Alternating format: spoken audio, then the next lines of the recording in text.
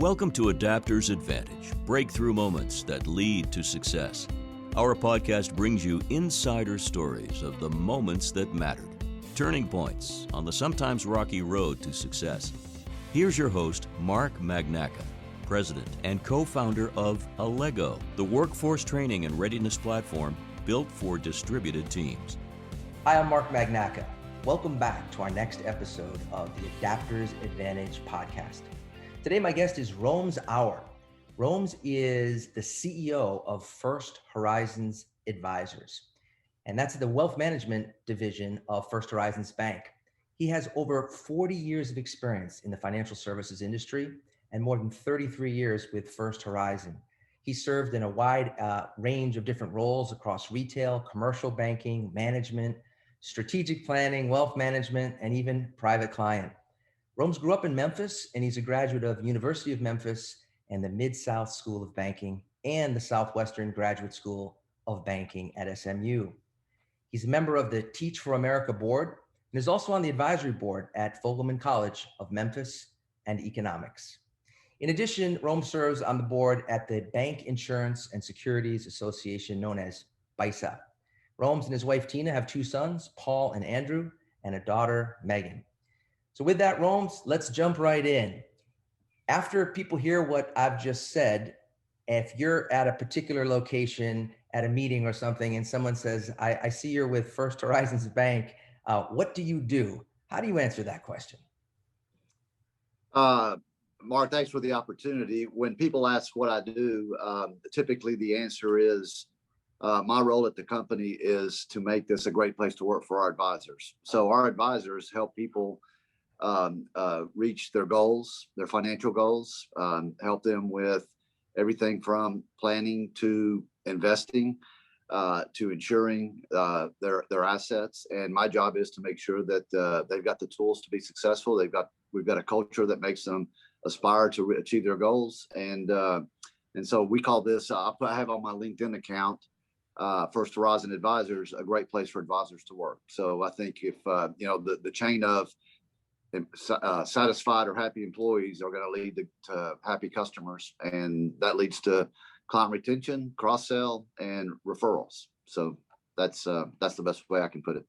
I love that, Rhomes, and I particularly love how competitive your team is in this fiercely competitive world of wealth management, whether private wealth or sort of the mass affluent wealth space.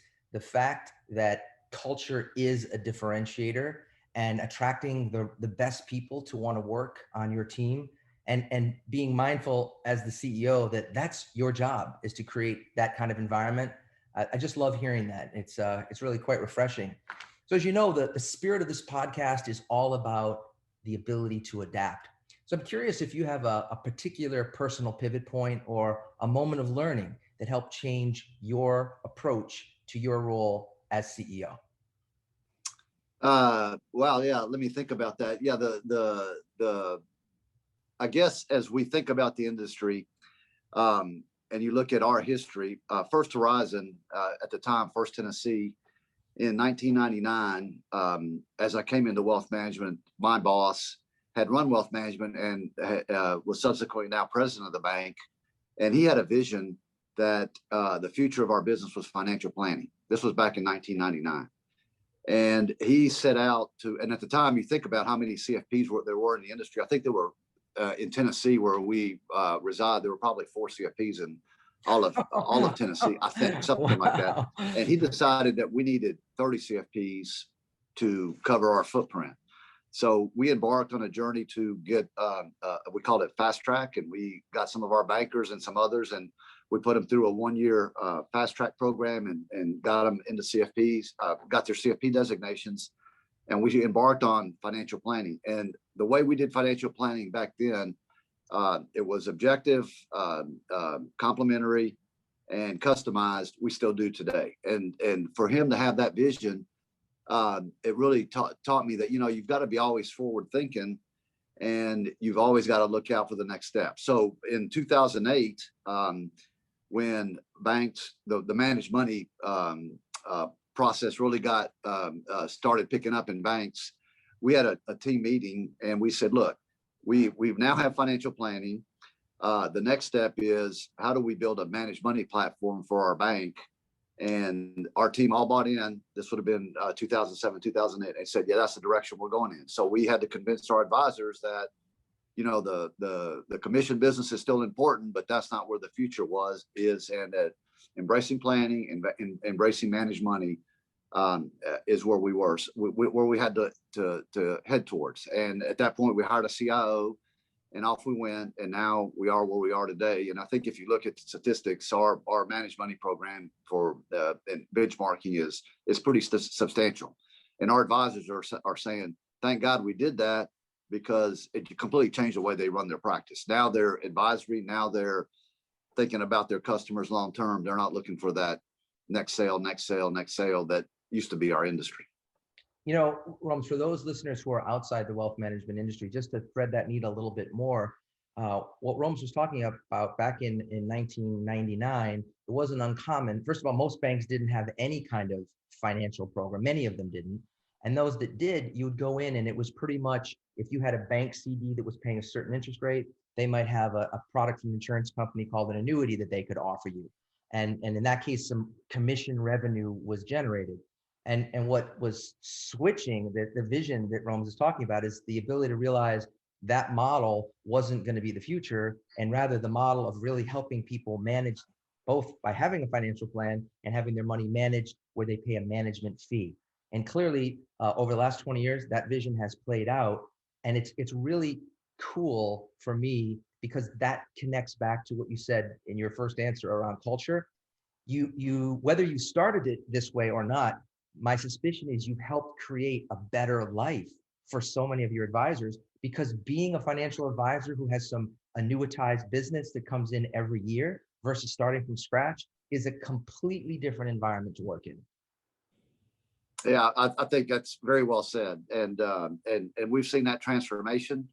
And now when we recruit and bring people into our company, and we always tell the recruit, look, you need to talk to 2 or 3 of our advisors before you make a decision, just to make sure that that you really, we don't want anybody coming here and get surprised, right? Your second day and you say, well, I didn't know you did it that way. So our advisors are our best recruiters now because of the way we do business. That's great. So let me back up a little bit, Rhomes. I know that your father was a doctor, and so you grew up in this mindset of service with his role at a hospital, St. Jude, that so many people know right there in Memphis. How do you go from that environment to getting into the financial services business? Yeah, my father was a great role model. He was very humble and really, when he first came to St. Jude, and basically every patient that he saw passed away. Leukemia was a killer. There was no treatment for it. And he spent most of his life figuring out how to help put leukemia into submission and allow people to live normal lives. So when you have somebody like that and you're living with somebody like that, with that kind of stress, and then for him to come home and interact with him, he was my first soccer coach, and I can tell you all kinds of stories about that.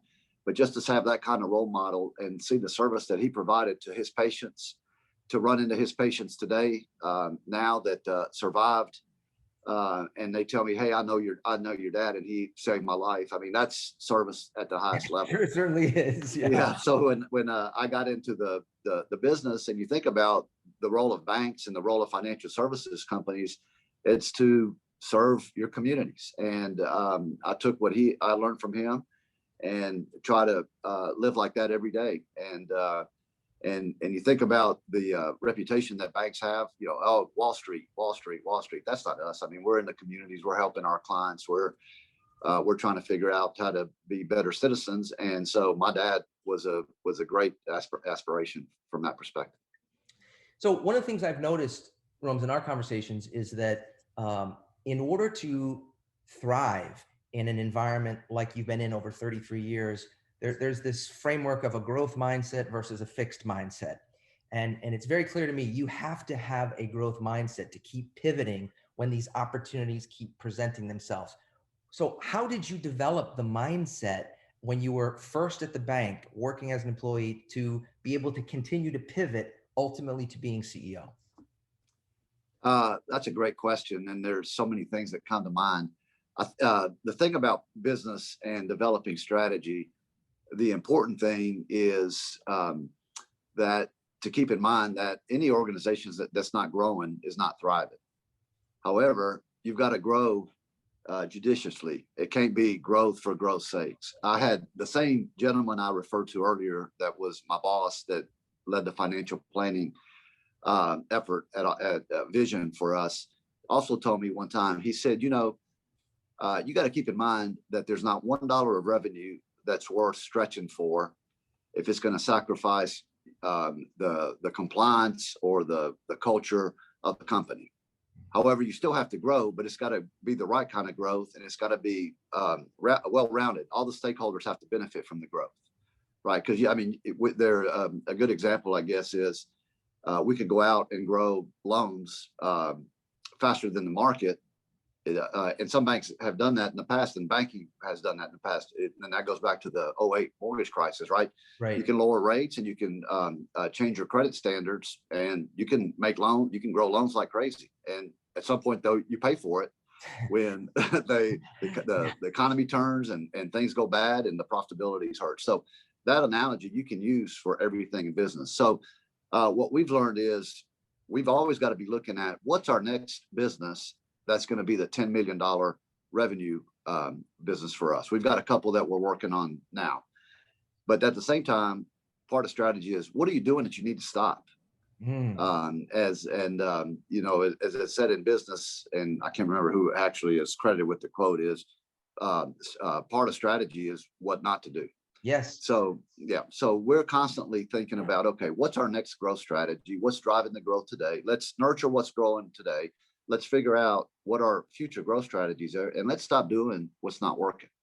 And that's hard for a company. And our management team has been together. We've been together 15 years, and sometimes you get set in your ways, and you get blind spots. And I'm sure we've got them, but we've always got to be aware. And we talk about it. What's our blind spot? Where are we playing that we don't need to be playing? And stop that. And sometimes it's hard to communicate that. Advisors, as you said, are competitive, and sometimes there's something that they're doing that they think is working, and we look and they say, no, it's not really working. It's not profitable, and we've got to stop that. So it's a constant.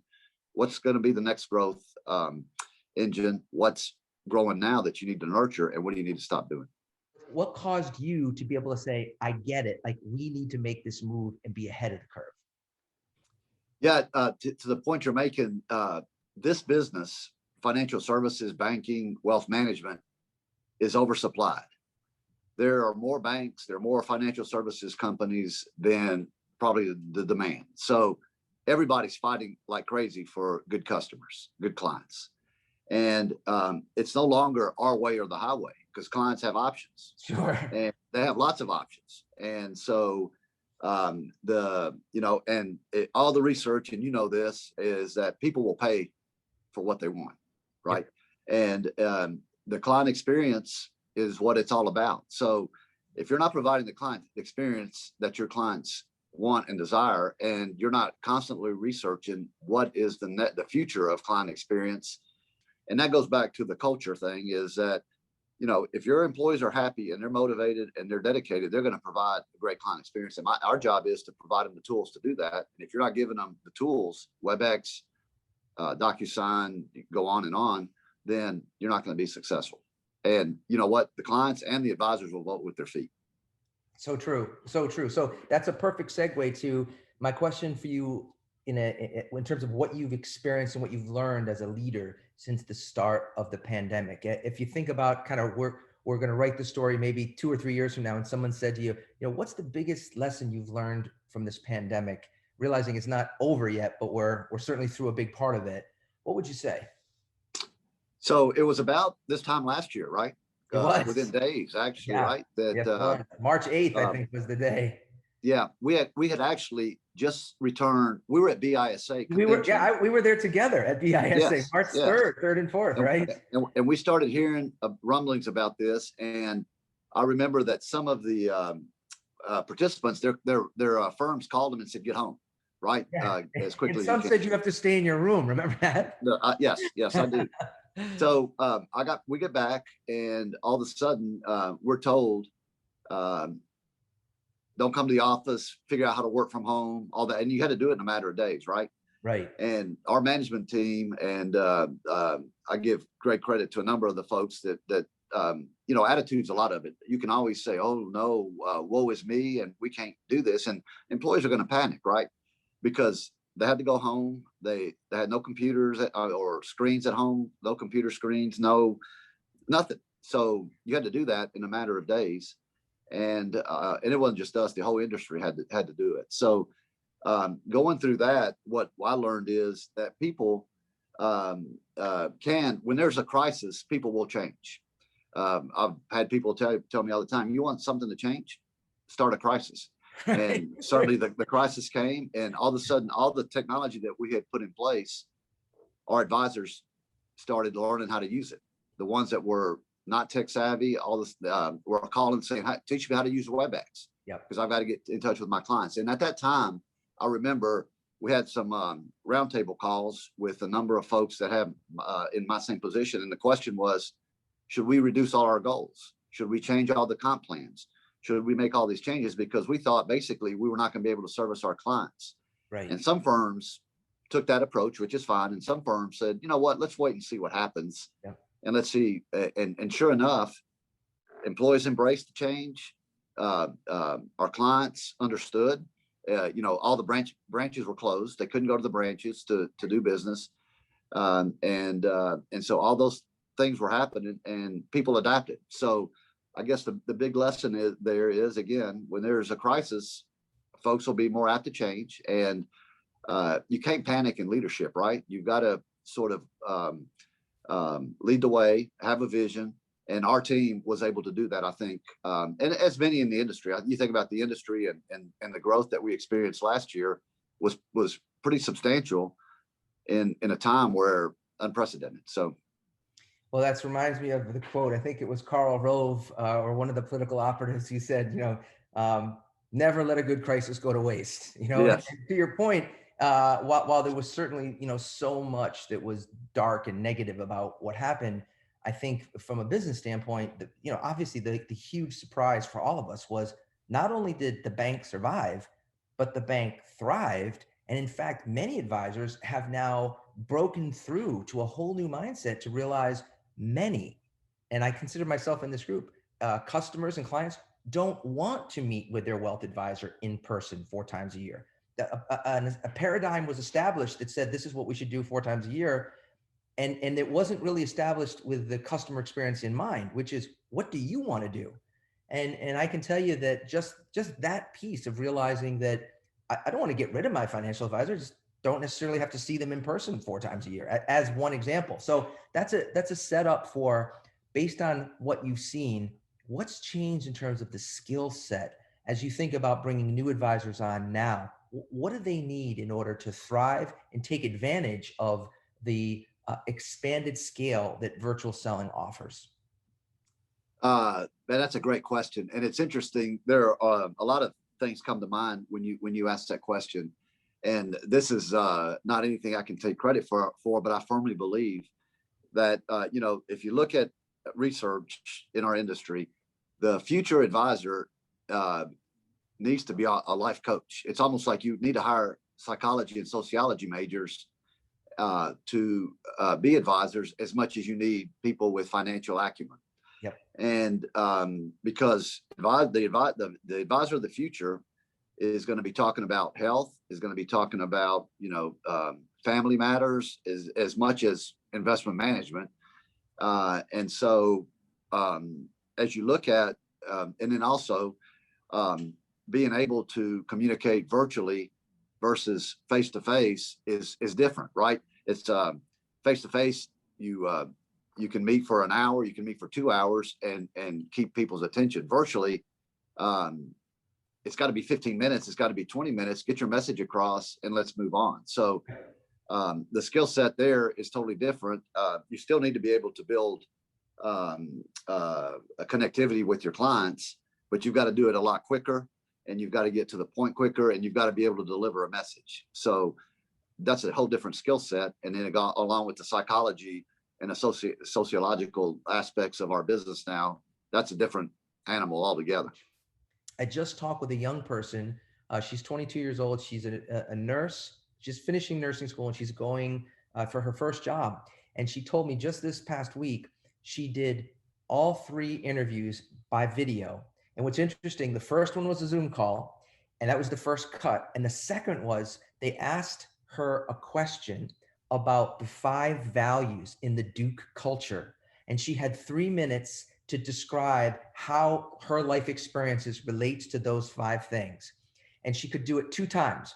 So she did the first take, and then she thought it was pretty good. And she did it again, the second take. She's got the job. And the whole process was virtual, both video, synchronous video, and then later asynchronous video. So this piece of having that in the criteria, I think, is a really important thing for people to realize, not just for financial advisors and in financial services, but really across all businesses. This is a skill set that is going to be more and more valuable in the future. Yeah, I agree 100%. There's so many aspects. You talk about young people going in a little bit of a different direction. I talk to young people quite a bit, being involved with the University of Memphis, and I'll go to events and we'll talk about what do you do? And I tell them, and they say, well, I never want to do that. And I ask them, why? Well, I don't want to get on the phone and try to sell somebody something. And that's the perception of our business, and that's not our business. So I tell them, so my response is, okay, so pretend that your job is to talk to people and help them achieve their financial goals, and you coach them through that. And then all of a sudden it's a different spin, and they say, yeah, I'd love to do that. But that's not where our industry is. So you've got to have that kind of skill set, and also what you're talking about, which is deliver the message, and now do it virtually as well. It's a different world for sure, and different skill sets needed to be successful. Well, the truth is, it's such a great business in so many ways. And you're absolutely right. There's that perception, which, look, the perception isn't completely wrong. When people watch the movie Wall Street, or they watch Wolf on Wall Street, like they saw kind of that snapshot in time, and it's easy to form an impression from it. But as is the case in most things in life, that's not necessarily accurate in terms of the broader industry. And so Yes. this life coach metaphor, I mean, I absolutely can see that broadening the kinds of people and the diversity of people who want to participate in this business when they can think of it that way, versus, being Leonardo DiCaprio on the phone, punching some penny stock down someone's throat. So, so let's talk about, just in terms of, you talked about culture. How about this idea of building a sense of community? How have you done that during the pandemic as the CEO? Well, I'll give you just sort of an example that of one of the things that we did, and it's sort of a little mushy thing. We asked everybody, when this first started, everybody went home, right? So everybody's working from home. People have kids, people have whatever. So we asked all of our employees to take a picture of their at home environment and send it in to us. Mm-hmm. So everybody did that, and some of them had their dogs in the picture, some had their kids, we got all kinds of stuff. So then we had a meeting, a WebEx meeting, and everybody joined, and we went through the pictures, and people talked about where they work, how they work, and how they're achieving what they want to achieve, and how they're getting their jobs done. And it was maybe cheesy, but folks you could see the smiles on people's faces, because we had not been connecting. And at the end of it, people were saying, man, I can't wait to get back, because a lot of times here we'll do stuff like on Fridays, have blue jean days and bring in barbecue or chicken, Gus's fried chicken or whatever. Uh-huh. And people miss that. And when we were talking about everybody's individual workstations at home, they were smiling and saying, I wish we could get back to that. And I look forward to the first time that Frank Davis, who's our head of trust, makes homemade ice cream and that kind of stuff. That's the kind of stuff you can't do virtually, right? That people, one of the reasons people come to work, it's their friends, and haven't been able to do that. That's one example. Another example is we have a call every other week, and it's an official call that the bank requires, where we talk about business continuity and the issues that we're dealing with. But that call now, since we've been doing this for so long, the first 10 minutes is people BS, making fun of each other, Yeah. asking questions, and now talking about where, some people are starting to take trips and where have you been and all that kind of stuff. And where do you want to go when all this is said and done? So, I mean, it's just that kind of stuff that some would call cheesy, but it helps people reconnect. Well, I think of it like this. It's almost like manners in the world of human beings interacting. Like it seems like it's a very simple and obvious thing, but when you don't have them, it changes the nature of your interaction with people. And even some of the stuff that some people might think of as cheesy, the fact is there's these invisible bonds between people. And it's one thing when you know each other and you kind of join that type of Zoom call. But as you're describing that, I'm thinking about our experience at Allego, where we've onboarded like 25 people since March. And so a lot of them, they've never been to our office. They've only met people virtually. And we did a lot of the same kinds of things.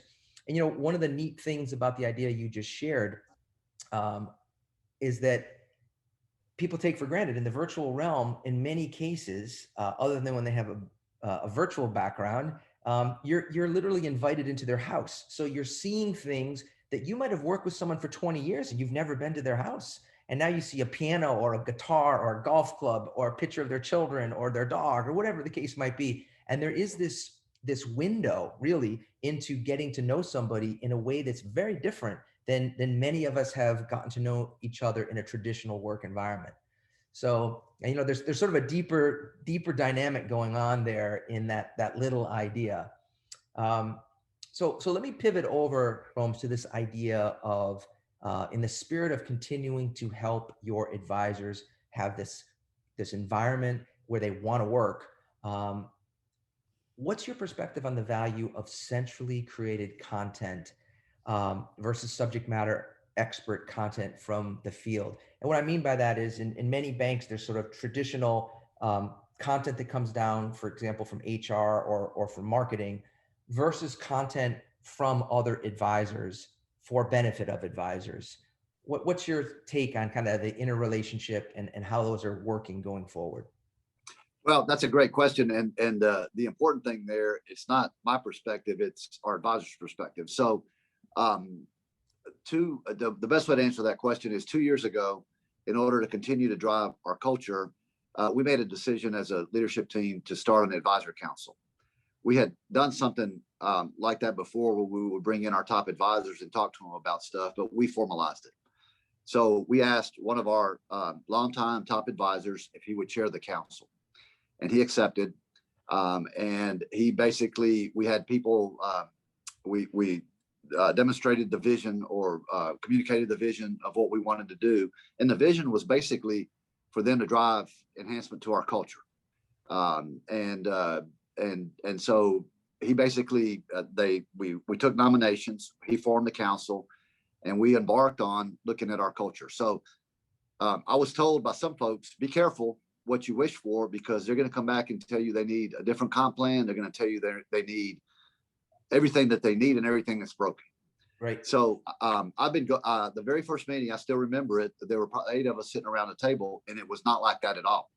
They basically started talking about, how do we make this an even better place to work? How do we make this a more productive firm? And what they decided is that in order to be an advisor at First Horizon, you needed to have a certain level of skill set. And we wanted a common holistic customer experience across our entire company.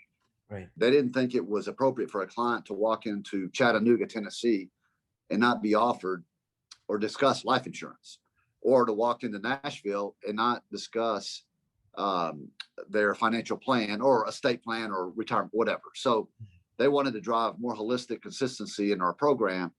And so they decided that the best way to do that is for the advisors to teach each other. And so they challenged our senior advisors to become take more of a teacher mindset and give back to the firm by teaching more than they had before. And they all said, yeah, we'll be glad to do that.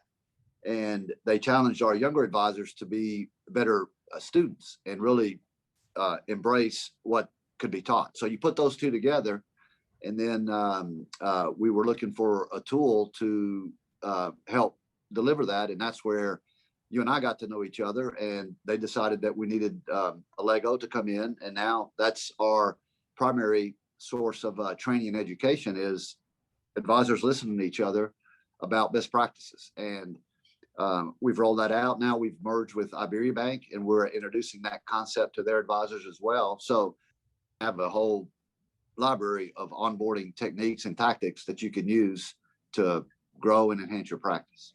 So there's something about the power of a person who can demonstrate that I can do this myself and I'm going to share it with you, versus the old model of training, which was very often people put in a role to try to teach advisors, here's how you should do it, but they haven't done it themselves.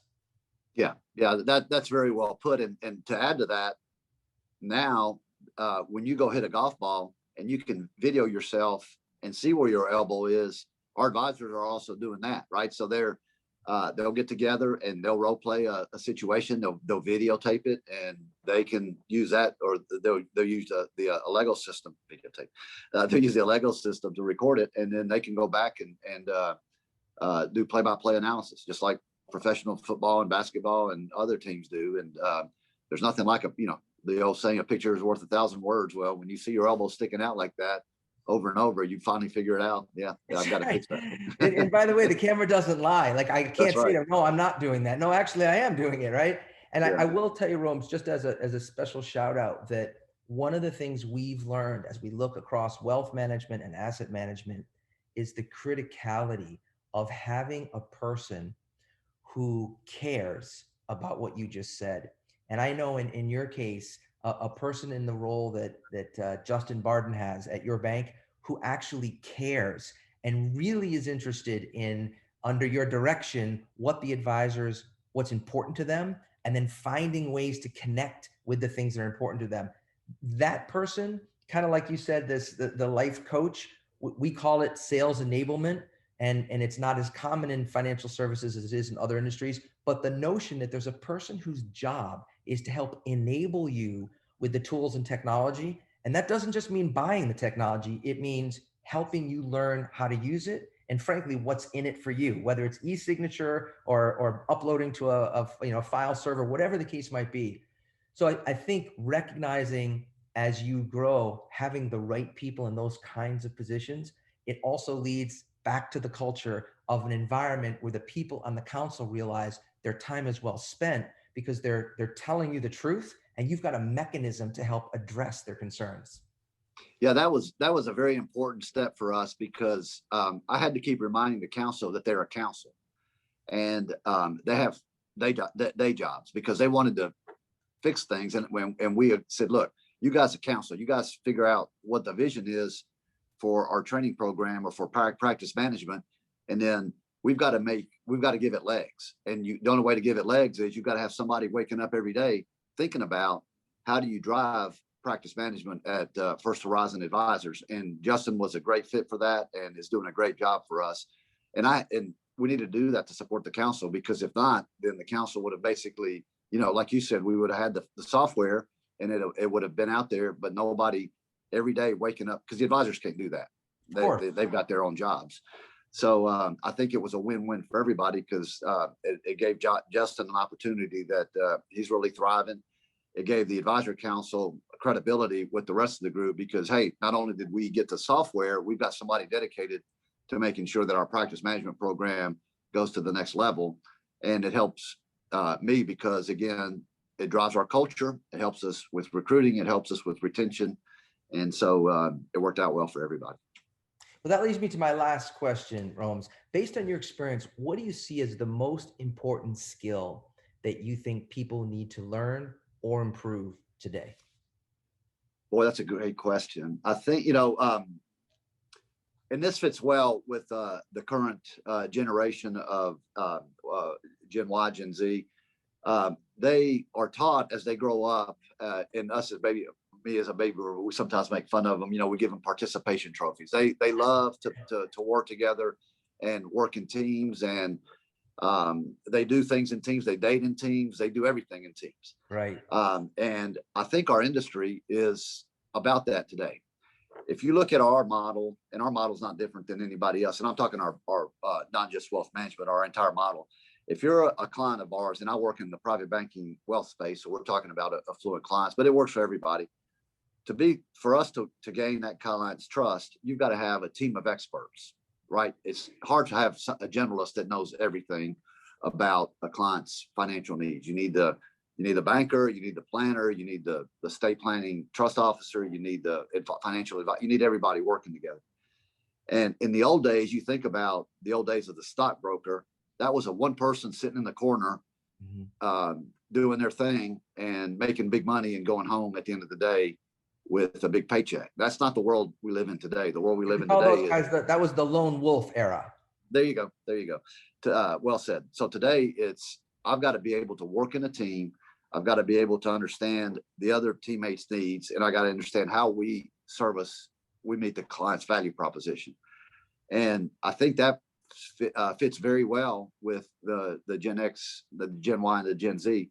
And so teamwork, I think, is important. So what is teamwork? Listening, empathy, working together, all the things that make up teamwork. So I think the word I would use is teamwork. And again, going back to what we talked about earlier, it's what they love. And we just got to do a better job in our industry of letting people know that's what this is about. Well, it's interesting as you're saying that, the word that bubbles up for me kind of as an overlay of teamwork is collaboration, right? Yes. And inherent in what you're describing is the mindset that helps all of us realize I cannot be good at everything.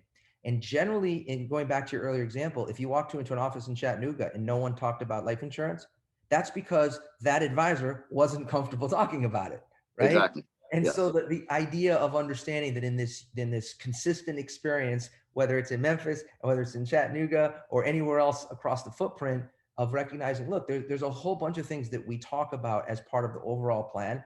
I have expertise in some of them, and my colleagues have expertise in others. And in this collaborative way, over time, you're going to get to know these different people to make sure that we've covered the entire plan. And even as you hear those words, if you think about a young person hearing this right now, who's thinking about the industry, and they're realizing, you know what, the idea of helping people and sort of being this life coach and working in a collaborative environment, that's a lot more compelling than that old vision of sitting at a desk in front of some terminal, right, making cold calls. Yes, absolutely. Yeah. And I think it all ties very well together, and it's life satisfaction, right? You spend most of your life at work, and it's got to be something you enjoy. And I think that the environment that financial services firms are creating, well, firms in general, leads to that. So, Rhomes, let me leave you with this. If folks want to learn more about you in particular and First Horizon Advisors, what's the best way for them to do that? We're all over social media. I'm on LinkedIn. We are easy to reach. I'm glad to talk to anybody that's interested in our business. I'm glad to share my contact information as is appropriate. So we like what we do, and we like talking about it. So I'm pretty. Again, people can find me on LinkedIn very, very easy. Rhomes, I think the spirit of what your organization does really does come through in the way that you talk about it. There's a genuine affection, and I love that idea.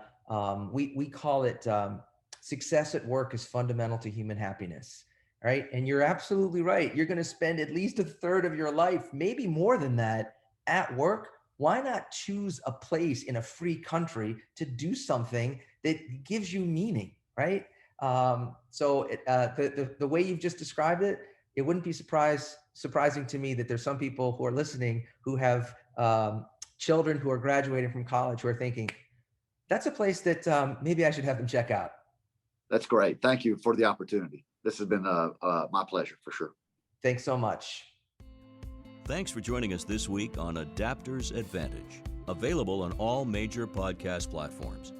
Make sure you visit our website, allego.com, where you can subscribe to our podcast so you'll never miss an episode.